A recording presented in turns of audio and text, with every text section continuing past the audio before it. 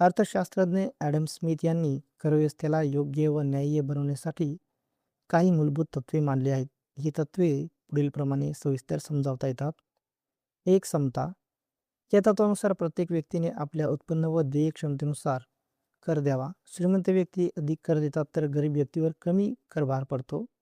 यामुळे समाजात आर्थिक विषमता कमी करण्यास मदत होते. हे तत्व ॲबिलिटी टू पे प्रिन्सिपल वर आधारित आहे. 2, निश्चितता. करदात्याला कराची रक्कम, वेळ, पद्धत आणि ठिकाण याची पूर्ण माहिती असावी. निश्चिततेमुळे करदात्यामध्ये विश्वास निर्माण होतो आणि भ्रष्टाचार कमी होतो. अनिश्चित करव्यवस्था गोंधळ निर्माण करते आणि करचूक वगैरे वाढवू शकते. 3, सोयीस्करता.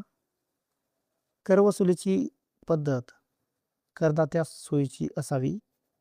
उदाहरणार्थ, उत्पन्न कर पगारातून कपात करून घेणे. यामुळे कर भरणे सोपे होते आणि कर वसुली सुलभ व नियमित होते. ही तत्त्वे योग्य करव्यवस्था निर्माण करण्यासाठी अत्यंत महत्त्वाची आहेत. यामुळे न्याय, पारदर्शकता आणि कार्यक्षमता साध्य होते.